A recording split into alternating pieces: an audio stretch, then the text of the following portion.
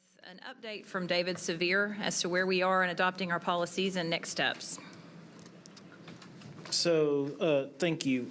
Just as by way of reminder, you have already approved sections 1 and 2 of the 6. And while you have done that, in the interim, 3 and 5, which deal with school support services and personnel HR issues respectively, have been under revision, and you have those before you. So just as a sort of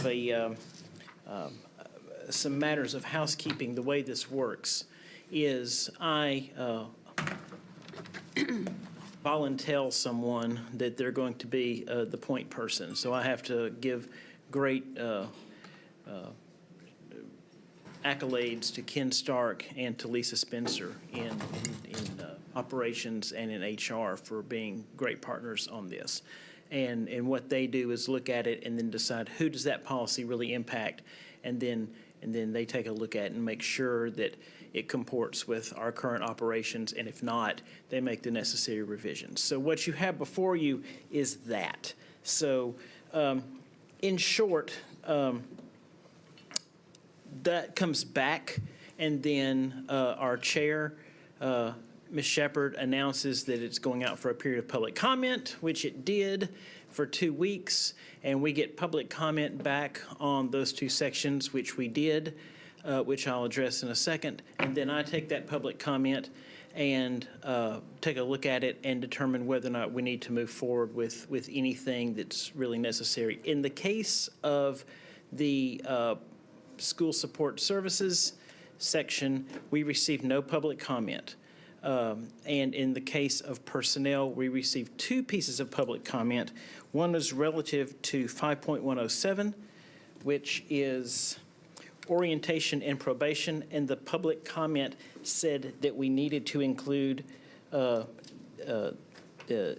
this should be titled orientation, which it is titled orientation, so that confounded me.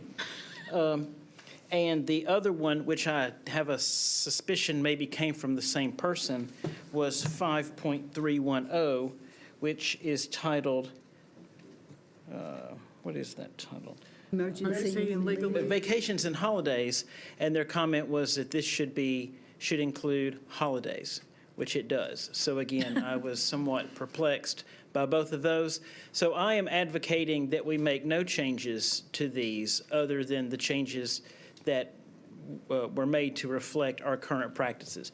In terms of that sort of handles number 3, support services. Now, in terms of personnel, recently you passed ratified an MOU with the SEIU and MNEA. This document reflects, and why it's taken so long to get Section 5 to you is because we want to make sure that there was an alignment between the MOU and this. So if you liked the MOU, you're gonna love this, as they say.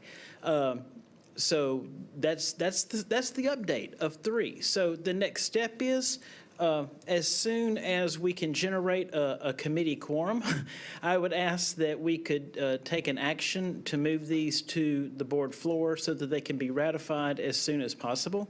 Especially Section 3, they're sort of waiting on this body to make a move so that they can have some things in place for summer.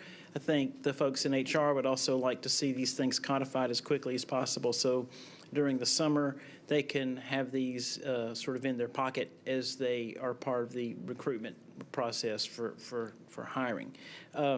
In terms of next, so that sort of takes care of 3 and 5. Now, where are 4 and 6? 4 and 6 are in the process of revision as we speak. I had a meeting as early as today about what that timeline will look like. And as it stands now, I am asking the impacted group, and that is curriculum and then students, and under student policies, things relative to attendance, discipline, graduation requirements, those sorts of things. Those are out for revision, and I have asked them to have those back to me, being incredibly aware that we're in the midst of trying to wind up an academic year. Want to be aware of that. Have there any changes they'd like to make to those drafts back to my office by June 8th? We would, at that point, ask for a 10-day window of public comment, June 12th through the 22nd, and then knowing, have a committee meeting the 26th of June, knowing that we do not have a early July meeting. We would ratify those, or I'd bring those to you for final approval on the 24th of July in time for the new academic year 18-19. And that's all I have. I'd answer any questions you might have. David, it's not specified what the changes have been, made in this document. That's correct. This is Since PSBA brought them to our attention, right? That is correct. This is what I would propose be approved. So this is an approvable copy, in other words. Is there, can we see the original as well, or can I see We them? can out see the here? original. Yeah, you So that I have can the see- original.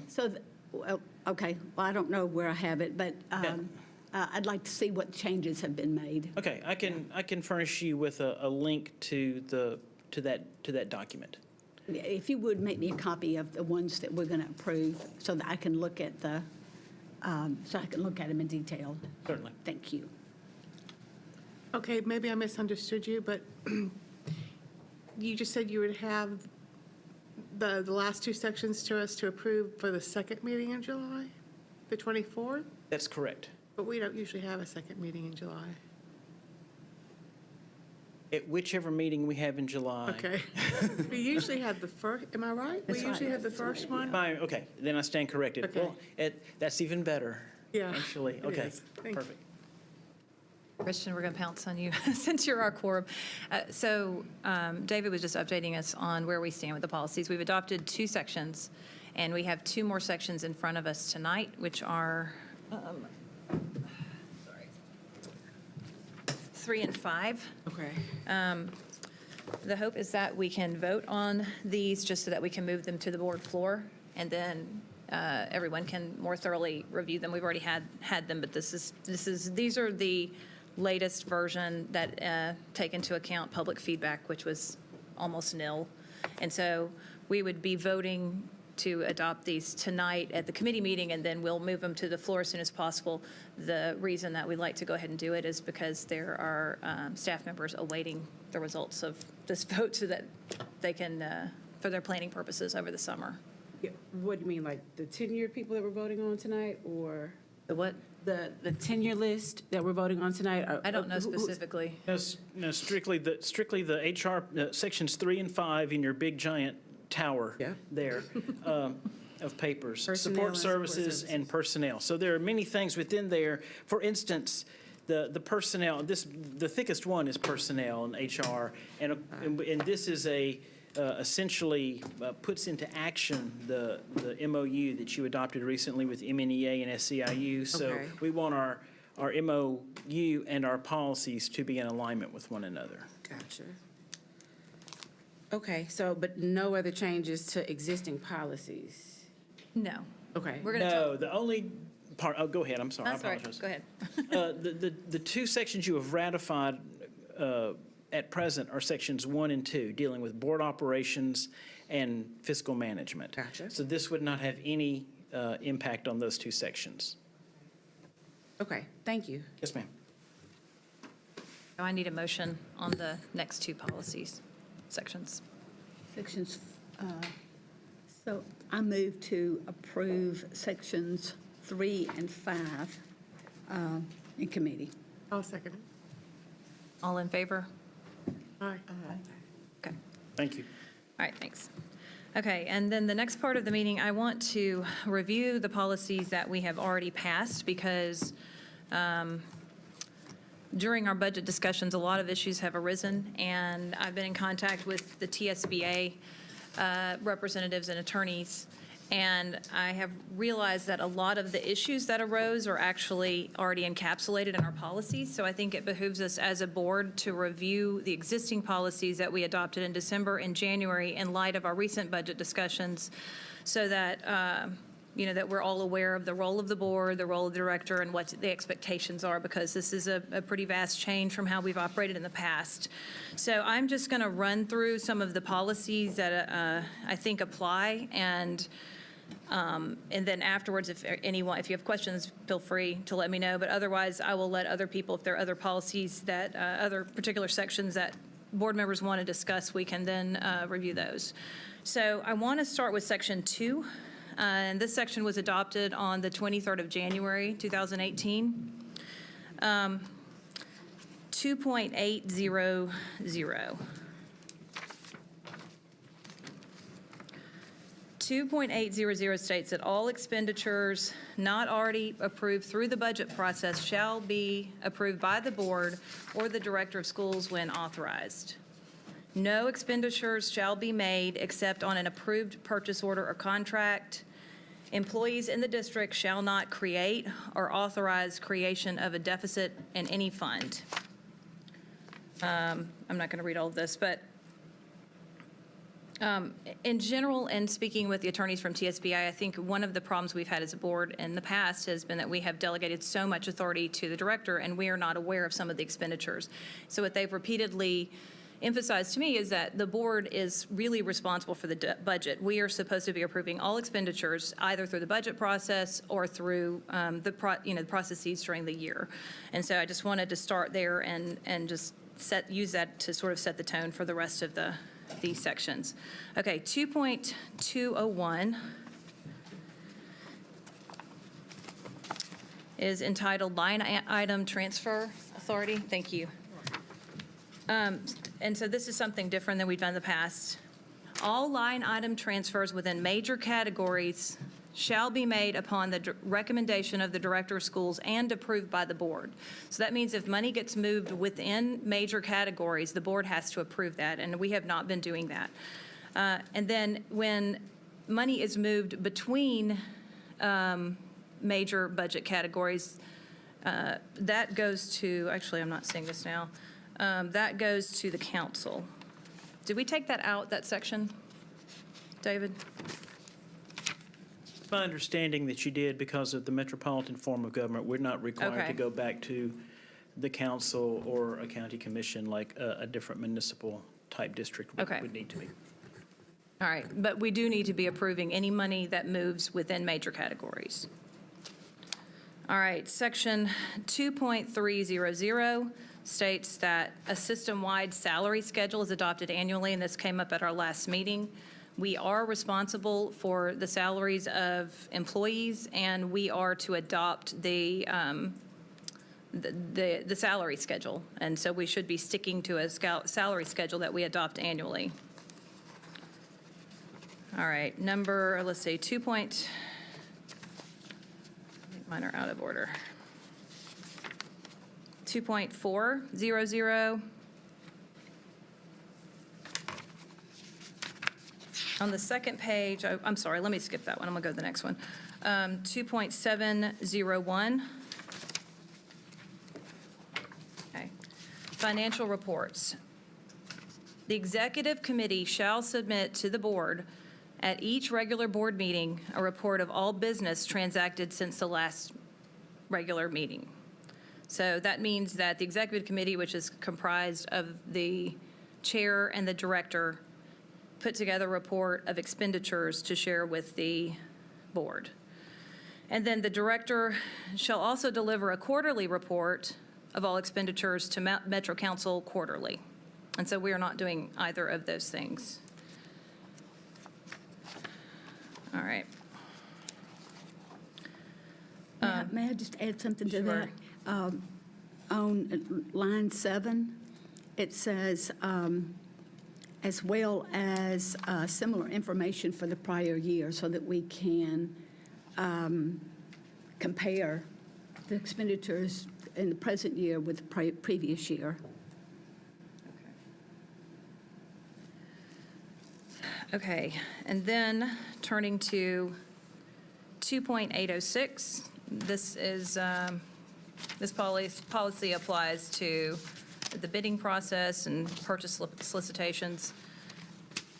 All purchases of supplies, materials, equipment, and contractual services in excess of $25,000 shall be based on formal competitive solicitations, and that's not happening. One of the examples of this was the Research for Better Teaching agreement, which is not actually a contract of any sort, and was, it was not competitively bid. And then three on the third paragraph down, it says that contracts for legal services, educational consultants, and similar services performed by professional persons or groups of high ethical standards shall not be based upon competitive solicitations, but shall be awarded on the basis of recognized competence and integrity. And so I'm going to cross-reference that particular policy with the policy in Section 1, which is 1.303. 1.303 says that the board may occasionally engage the services of qualified professional consultants. And right now, I'm not sure that we have an apples-to-apples comparison, but we're looking at somewhere around $30 million in consultants.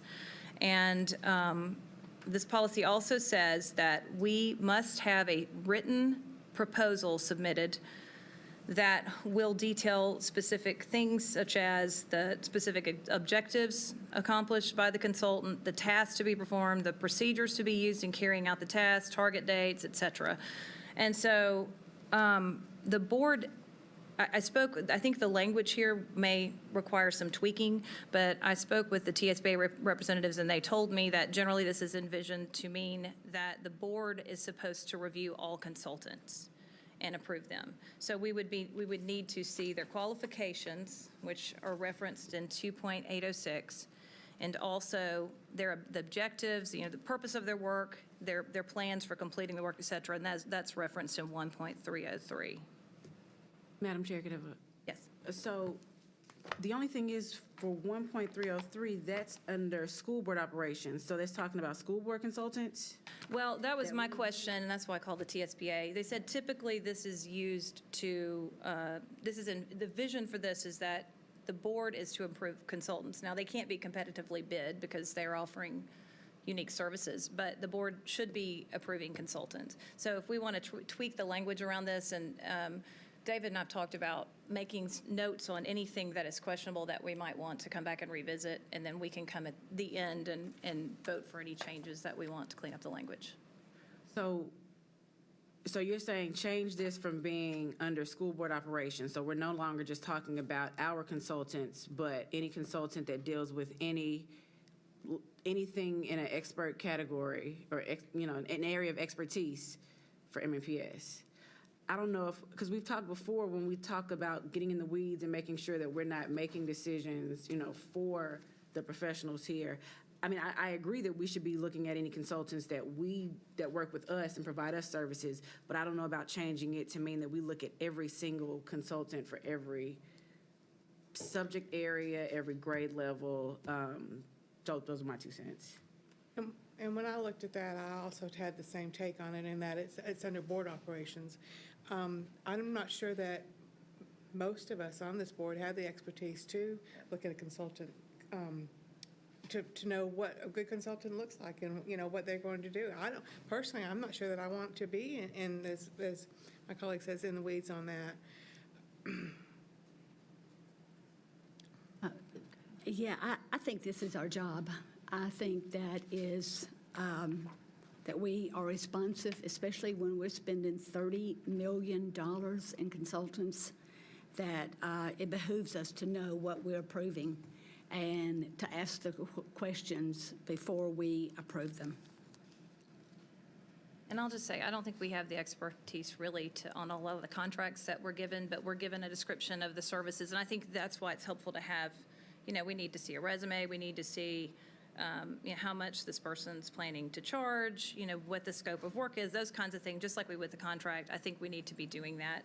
And again, according to the TSBA, the consultants, they expect that we should be reviewing consultants. Of course, that's up to us as a board, at how we vote, but I think particularly with controversy about some of the consultants that are coming up, that's something I would like to start doing, but we can revisit this and change language or make revisions if we want to do a little later on. So I don't want to bog us down with a lot of voting unless you want to do that tonight, but I'm thinking maybe wait and engage the rest of the board on that question. Question is, what month was it that we worked with the TSBA on getting the new policies in place? Because some of these expenditures were already made prior to any revisions that may have taken place because of this new policy that we are using through TSBA. I think that's certainly true because we adopted these in December and January, but I think it's important that we are clear going forward what our expectations are and what our roles should be going forward. So my thinking is that perhaps maybe not enough time had been given for review of the new policies but as you say, we might want to be sure that some of the things that were spent can be codified in some way. But in terms of changing the policies, especially with consultants, I really think that's the job of the administration. Why have we brought the superintendent here to make these kinds of decisions without putting the faith in the person that we choose and then accepting their recommendations? You're saying that you just need to see what they're recommending? I think we just treat it like we would contracts or anything else. When we have large expenditures, we need to know what they are. We need to know what work is being done, what the qualifications of the individual are, those kinds of things, because we're ultimately responsible for every expenditure in the district. And so we have a large quantity of consultants that we brought in the last couple of years, and the costs have gone way up. And, I raised questions about specific consultants, and I think, those are the kinds of conversations we should be having. But, so, go ahead. Can I ask David to explain the process? Sure.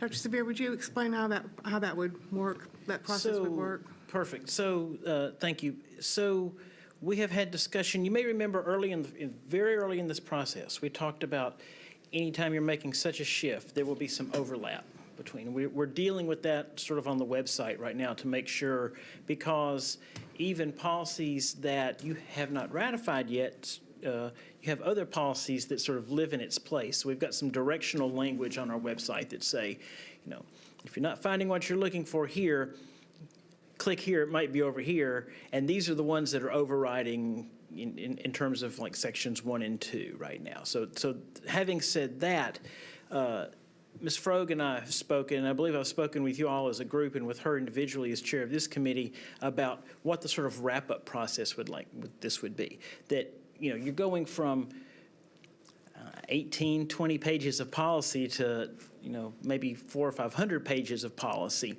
in a very relatively short amount of time. There will be some growing pains and some opportunities to look at those processes during that. So it was our intent, or my intent, and I can go in any direction, but it was my intent from the beginning to live with these policies for a time, and then after the completion of the last sections, which we've discussed, 4 and 6, and how we're going to get through that by the end of the summer, to come with sort of a cleanup omnibus bill, if you will. And you see that, and that's not an unusual process. Sometimes it's called a technical corrections bill, where it fixes a comma here and changes a number from, changes the numbering to make it, consistent throughout with, or fixes a typographical error. So I've got everyone who is working, all my various point people in the various divisions, keeping track of how these policies are working sort of in place. And then it is my hope that after the last section is passed, not long thereafter, to have a cleanup bill. Anything that we're talking about here, I would hope would be part of that cleanup process and not something we would do over just having a few weeks of these policies in place. And in conversations that we have had recently, that seem to be amenable to folks, and it would certainly make for a much cleaner policy transition than maybe doing it more on the fly. So That makes I can sense. answer any questions about that process if you have it.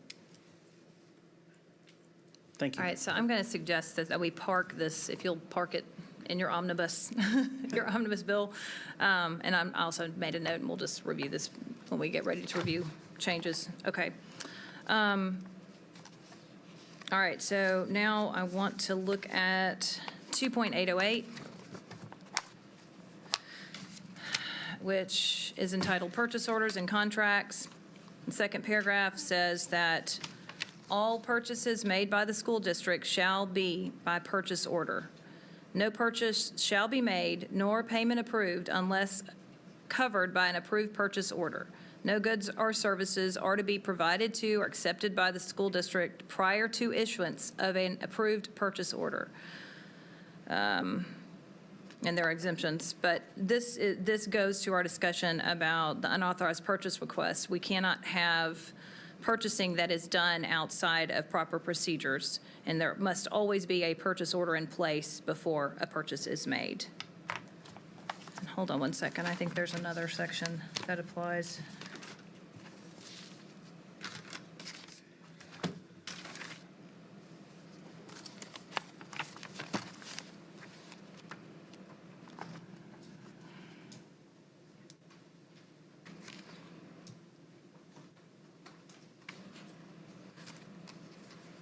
Was this in place at the beginning of the year?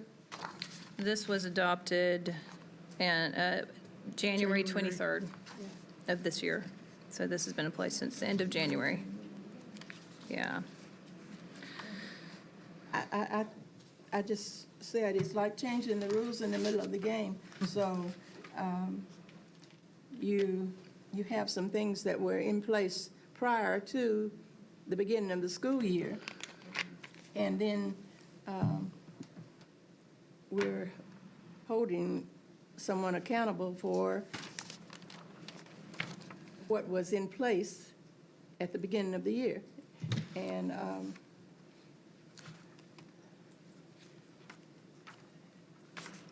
Yeah. I have a problem with that. Yeah, I just think, I mean, we could go back through each UPR and try to reconcile whether it was before or after. I don't think that's the issue as much now as we need to be clear that this has to be the rule going forward, that we have to be in agreement and we have to be aware of the policies, because I know we all read the policies when we passed them, but and now reviewing them in light of recent budget discussions, I'm seeing them in an entirely different way. And Also, yeah. along those lines, the public now thinks that there were a lot of misappropriations, and when in fact, there were not, according to the rules that were in place at the beginning of the year. Well, I would disagree to the extent that we're never supposed to, unauthorized purchases are really not allowed. They weren't allowed before and they aren't allowed now, but a lot of the policies were parked in the what we're calling policies that the director put forth. We're never supposed to have unauthorized purchases, and there was correspondence from the district to all of district employees stating that that's the case. So I don't think that rule has changed, but I think it's also important that we emphasize that this is now parked in the board policies, and so we're responsible for changes. Madam Chair, I do have, oh, go ahead. Go ahead. I thought when Mr. North was explaining it to us that even though the name said unauthorized purchase request, but he was making it seem like, Mr. North was saying that they're not unauthorized. It was just a different mechanism for making sure that those people got paid. Was he not? Well, I mean, this is something we can revisit, but I've got an email that I can read word for word. It basically says, we should never have unauthorized purchases. Now, there are going to be errors in a district this large, but the quantity of them is an issue, and I think that we need to be aware that all employees should be following the proper procedures. I know we've had different explanations, but I've got an email that basically states we should not have unauthorized purchases. We always have to have a purchase order first. The only time we're supposed to, or that an unauthorized purchase would be allowed is in the case of emergencies, such as broken pipes and that kind of thing. We have to have contracts in place. We have to have a bidding process, and then we have to have board approval over a certain amount, and then beyond that, proper payment procedures should be followed. No, I definitely understand. I was just making sure, I was making note because, again, if I don't say it, then it doesn't get tweeted out or whatever. But I was under the impression that they were not unauthorized, but that was just a different mechanism. I just wanted to make sure to clarify that. Well, they're because- listed as UPRs, unauthorized purchase requests. And that's just like I said, that's just what kind of Mr. North was saying, that's just what they named it, but it's just a different way of making sure that the payment got to the bus drivers because we were in dire need of those, and then Lipscomb because we had already had the training. But I was under the impression that the requests were put in, but we just had to have a different mechanism for paying them. I would disagree. I think the audit's going to clear up some of those issues, but, the numbers are different. The numbers that were reported to me are different than the numbers that were reported on the board for that night, and so I think we're going to have to wait on the audit, but I don't think any of them were actually properly authorized. Go ahead. Like you, Joanne, I've been in the district for over 30 years. We've always used purchase orders. This is nothing new. I also want to mention that, I also want to mention that on number 5 on this 2.808, it says, "No work or delivery of goods shall be performed or accepted before the contract is fully executed and approved purchase order is issued." And we have had situations, we even talked about it at one of our board retreats, where the work was already completed, and then it was brought to the board for approval. And that is not the way our policies should operate. The board should approve it before. What number are you on? Number what 5. line? 5? The second page.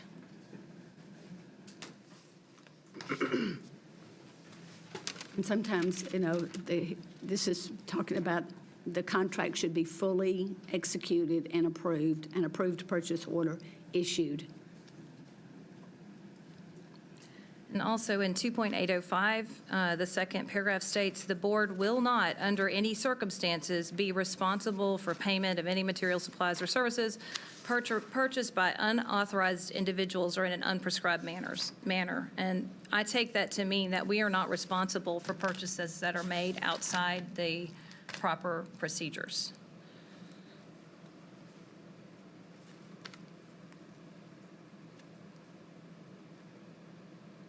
Okay. May I add to that one as well? 2.805. Okay, the director of schools, this is line 24. The director of schools or his or her designation make all routine purchases without further board authorization. However, the board shall be promptly informed if any substantial variation from budgeted estimates occur or become necessary. So I think that's important, and that has not been followed either in all instances. Was that in place at the beginning of the year? Yeah, we just adopted all this in January. Okay, well, once again.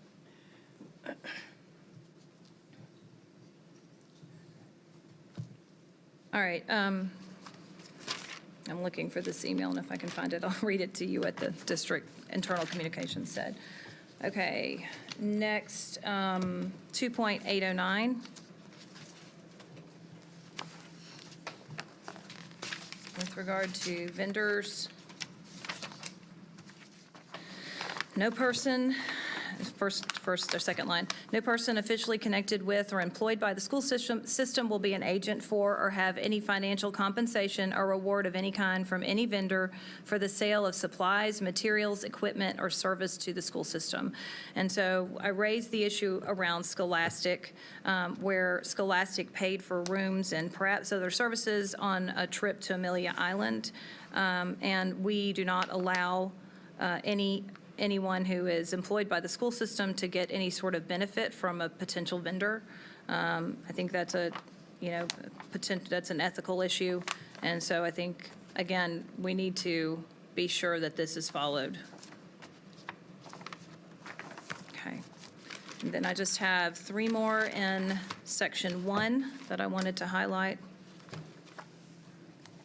1.107 is conflict of interest. I don't know if we are currently requiring that employees fill out conflict of interest forms, but this policy states, no board member or employee of MNPS may participate in the selection of award of a contract if a conflict of interest would be involved. And one of the conflicts, in the next section, in line 8, it says, MNPS employees shall not solicit or accept gratuities, favors, or anything of monetary value from any contractors, subcontractors, potential contractors, or party to sub-agreement.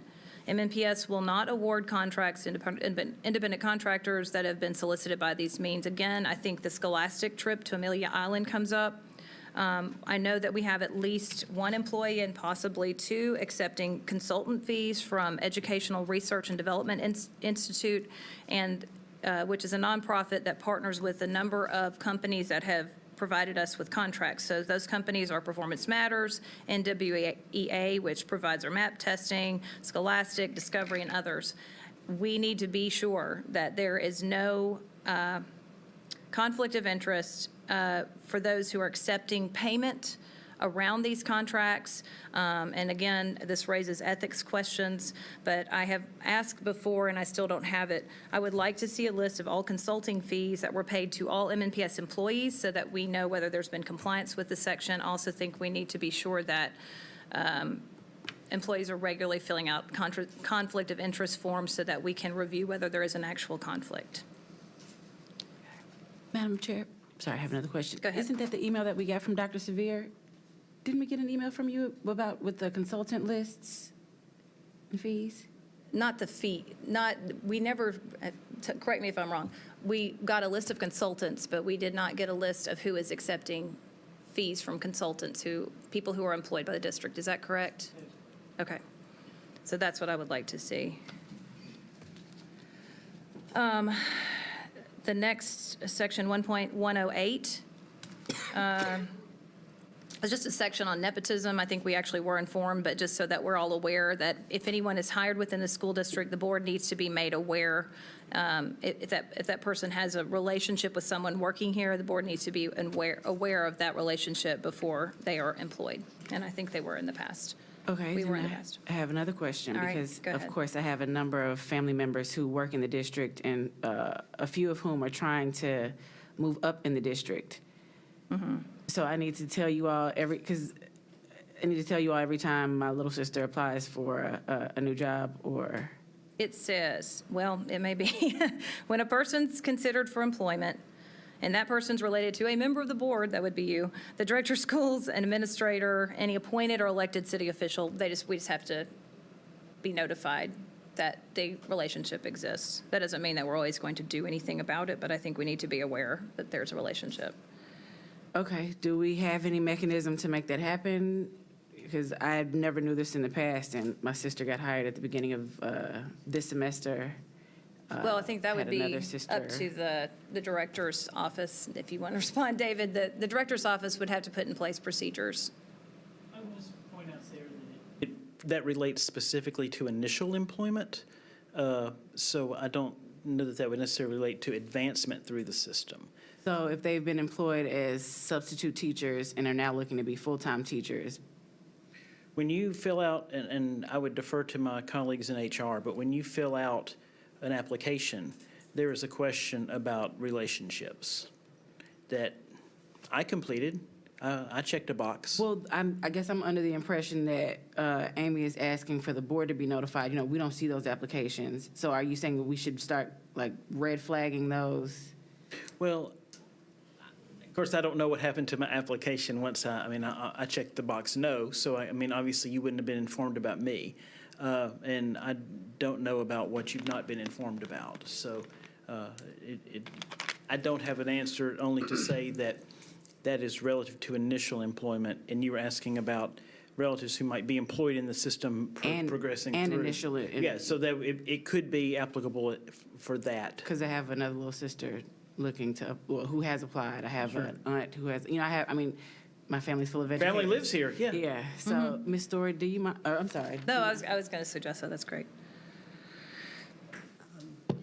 No, we do not have a system in place right now to notify Dr. Joseph or the board. If a board member has an employee, a relative to be employed here, that is information that's identifiable or should be identified on the initial application.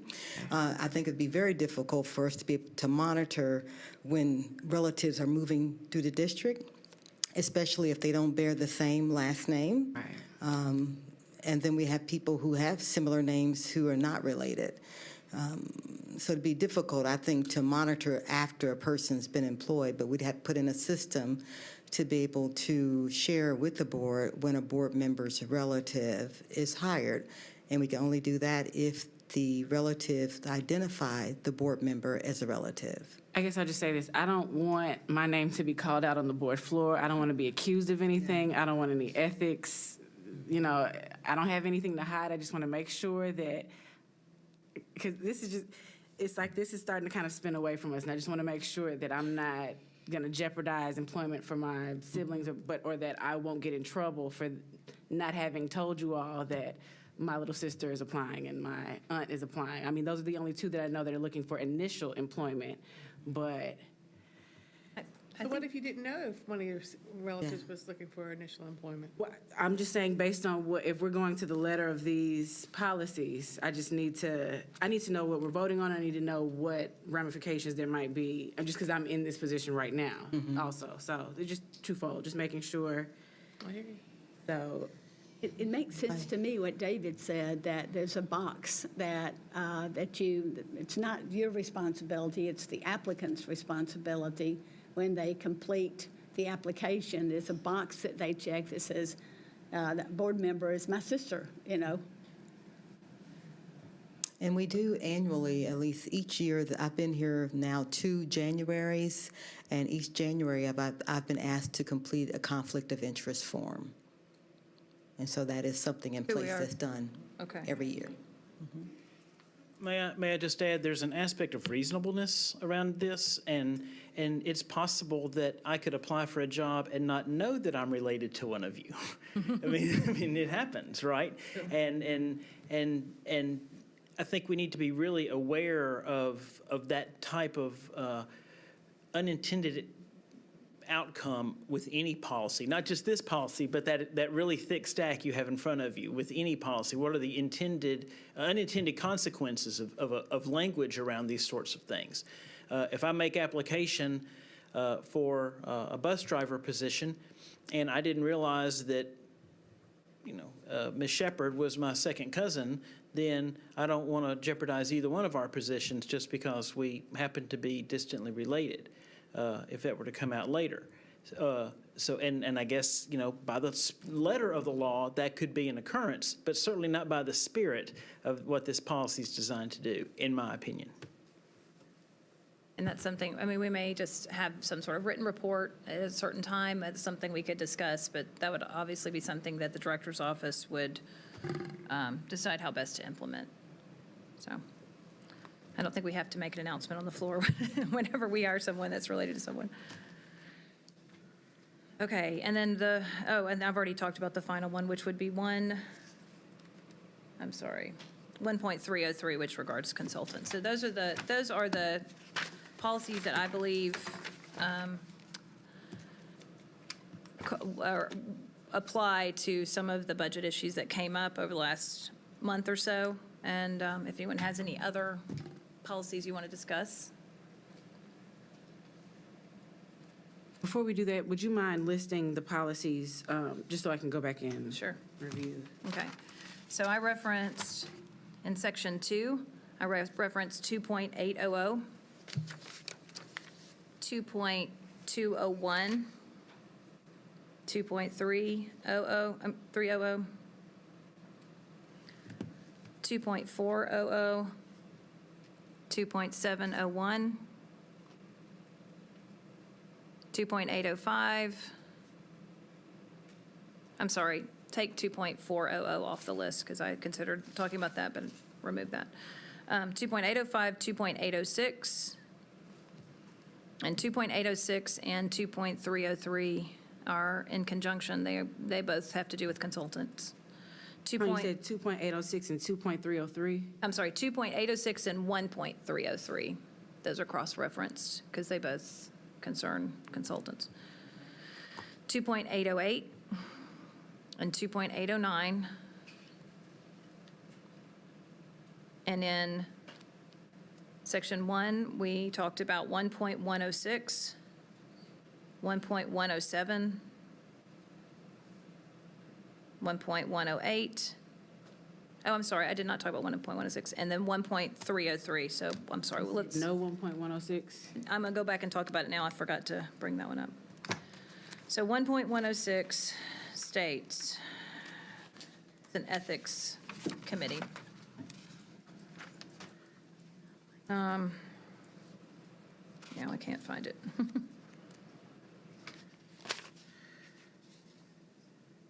So we did have an ethics, a code of ethics in place before, but this is just an update. On the second page of 1.106, section 5, it basically lays out the creation of a school district's ethics committee consisting of 3 members who will be appointed to 1-year terms by the chairman of the board with confirmation by the entire board. And then it just talks about all of the, how that ethics committee would work. And I'll just say that over the years, we've had a lot of calls for ethics investigations that have gone ignored. And I think that, if someone calls for an ethics investigation, this committee needs to kick into place. And so I know there was a recent call for an ethics committee discussion. I'd like to see that move forward, but in general, I think, a couple of years ago, we had a lot of dueling ethics complaints that were just ignored and unresolved. And so in the future, I would like to see us follow the right procedure. If someone calls for an ethics committee meeting, I think we should allow for that to happen as a board. When you say someone, are you speaking of another board member or a stakeholder? I was thinking of a board member, but actually, we'd have to read through there carefully to see who all is included. But it may just be the board. I'm envisioning a board member calling for an ethics. The last, I think, 3 or 4 calls were made by board members.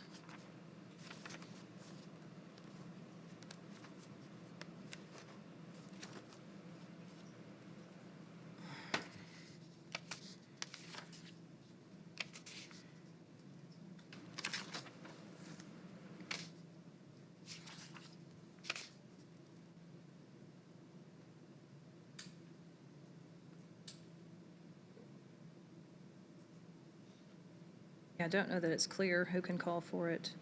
Line 19 on the second page says, "The school district's ethics committee may investigate any credible complaint against an official or employee charging any violation of this code of ethics, or may undertake an investigation of its own initiative."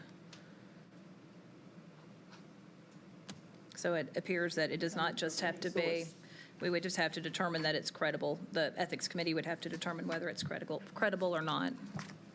So.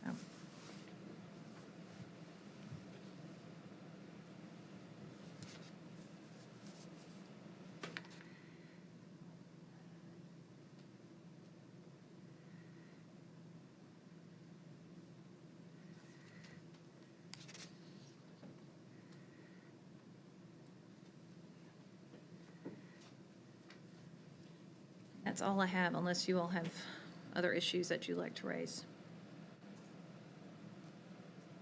Amy, do you know the policy number for items that go on the consent agenda that's over $100,000? I know TSBA suggested that that we are much lower or much higher than most districts. And Yes. I talked to someone else in procurement at the Metro government, and they said if TSBA is recommended 25, they thought we ought to seriously consider that. I disagree with that because most of the counties and districts are much smaller than Metropolitan Nashville Public Schools. I'm sorry. Go ahead. We raised this, it's been several years ago. I know we had this discussion on the board floor, and I want to say it was Elisa Kim, but don't quote me on that. I think she made the motion, and it was seconded that we raise it from 50 to 100 grand because our consent agendas were very lengthy, and Mr. Henson always pointed out that sometimes when you have a very low amount on consent agenda, it kind of impedes the progress of some of those contracts that we're approving on consent. Now, having said that, I'm not averse to, maybe lowering it to 50 grand and seeing what that feels like for, a couple meetings or so.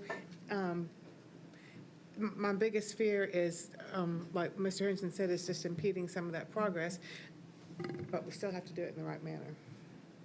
So this would be 2.805, and it's listed as special purchases. Again, this might be some language that we want to tweak. To me, that was a little confusing. But TSBA defines a special purchase as something that is not a year-to-year budgeted item, so it'd be something that falls outside of the approved budget. And you're correct, it does say that the board must vote on all contracts exceeding $100,000. There is a difference, just to clarify, there's a difference between the bidding process and the board approval process. So all contracts of $25,000 or higher must go through a bidding process. Okay, I get that. Right, and then the threshold for board approval of the contract is $100,000. TSBA has recommended $25,000, and I did sort of ask about other districts. Everyone seems to be on the same page with regard to the bidding. Everybody's around $25,000. The other amounts vary. Even some of the larger districts have smaller thresholds, smaller amounts for the threshold for board approval. But I think particularly in light of some of the questions around contracts that we should be lowering them out at least temporarily. I would go with the TSBA's recommendation, but I am open to discussion, but I think $100,000 is too high.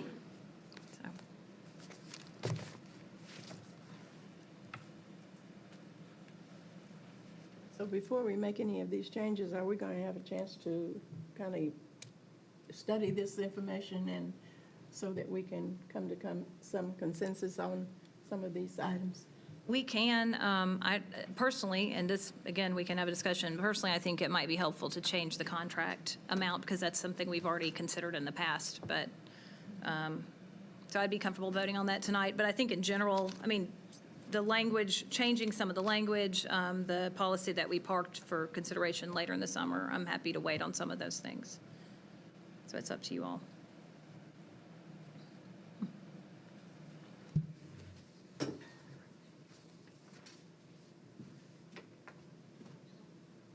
So does anyone want to make a motion on that, or what we'd like to do? Question, I'm sorry. Yeah. Is the question, is there value in waiting for the audit to be complete before making recommendations, or has that already been discussed? No, it hasn't been discussed. Go ahead. So no, I was just wondering if there's value in waiting to see what the audit finds and recommends before we make these types of changes. I personally think this is something we've considered in the past. We had a lower amount. We ended up moving up to a higher amount, but I just think with so many questions out there, it doesn't hurt us to move it to a lower amount for right now. If we want to later bring it back up, but we seem to be out of step with a lot of other districts, and we're definitely out of step with the TSBA's recommendation, which is $25,000.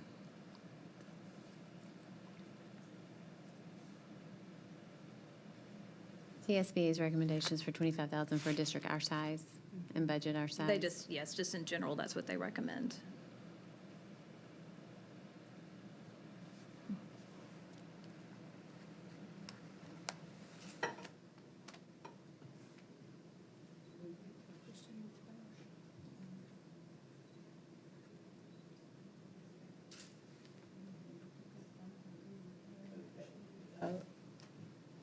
Wait until the audit is done to see if there are any issues that will affect our vote.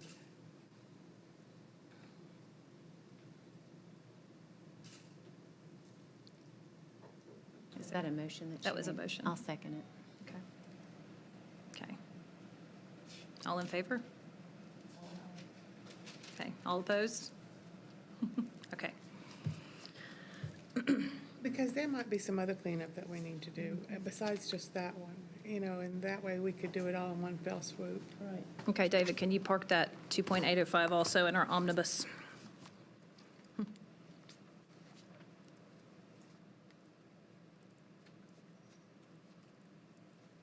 All right, well, that's all I have, and we're pretty much right on time if anybody else has any other issues. I have a question on 2.805. And David, I think I need your help on this. I have two sets of policies. I guess one is updated, but there was a sentence in our first set of policies that came from TSBA that said purchases made by anyone not authorized by the appropriate officials shall become the personal responsibility of the person making the purchase agreement. And then it goes on to say that we will not pay for any contracts or that have not been followed, that have not gone through the proper procedure. But I'm wondering why that statement was taken out. Are you following me? I am, Okay. and that is the version that was approved. The one you have that I placed at your desk today is what was approved by this body. Yeah, you don't know why that was taken out? I cannot or- speak to that. Okay.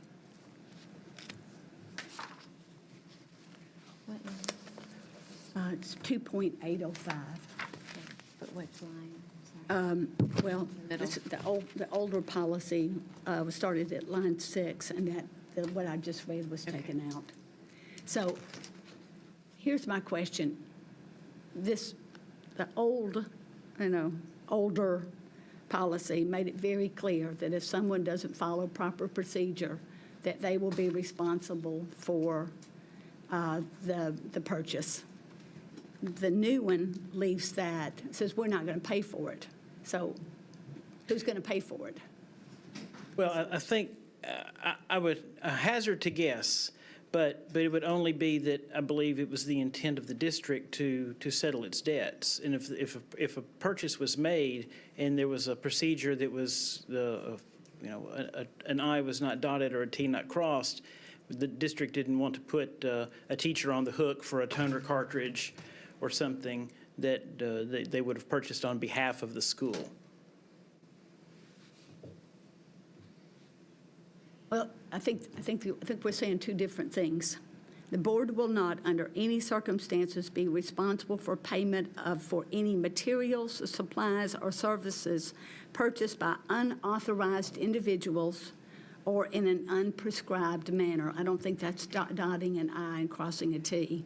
Well, I think the second phrase, not unauthorized individuals, unprescribed manner, would be alluding to the UPR process, which we've been talking so much about. So I'd go back to my example. If someone purchased something and it generated a UPR, which is a deviation from the standard norm, right? But it still says this is the way we're going to create the PO and track this purchase. Then we didn't want to put someone on the hook for that purchase. Okay, Because it does generate the PO in arrears after the fact. But if the district continues to pick up unauthorized purchases that have not been approved by the board, why would anyone stop doing it? I mean, I think if someone was an egregious offender, then they would have someone to answer to. Their supervisor would address that with them. And that's not as much well, it is a fiscal policy issue, but it also becomes an employee performance issue at that point.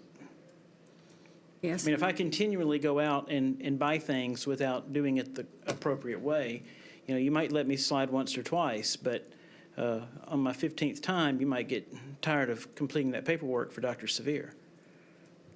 And then someone would have a stern talking to with me, I would hope. Or worse. I mean, that is my belief of why that language. Now, I can't speak. I did not remove that language, so I'm only conjecturing so that we didn't wait around for principals to pay bills when, in fact, those purchases were made on behalf of the district. Does Research for Better Teaching fall in this category? I can't speak to that.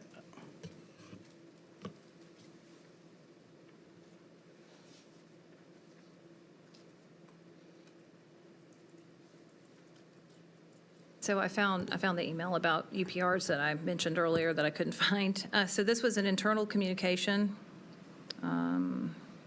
sent January 8th of 2018. Here's what it says. A recent review of practices revealed a need by the chiefs to review and approve unauthorized purchase requests. The updated form is attached. Ideally, this is never used because a purchase order preceded the purchase, an absolute requirement. For federal funds, as grant funds can be denied. The form provides clarification. When a department or school makes a purchase or enters into an engagement without a PO, the only time this might make sense is when an emergency surfaces, like broken pipes.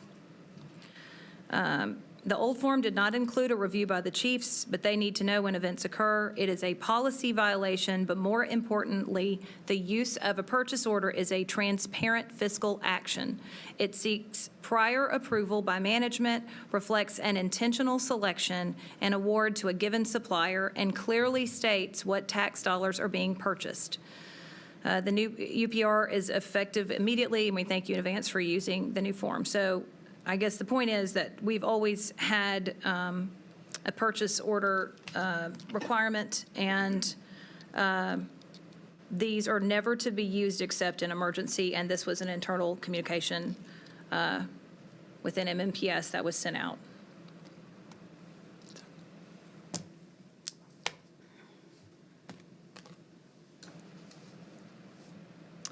So is there anything else we need to talk about before we go back to executive session?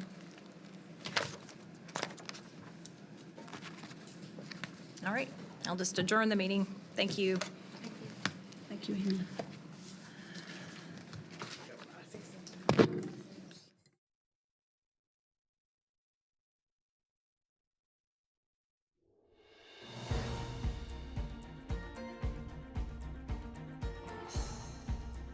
This has been a service of the Metro Nashville Network. If you would like to see this presentation again, or for more information about this and other programs, visit nashville.gov.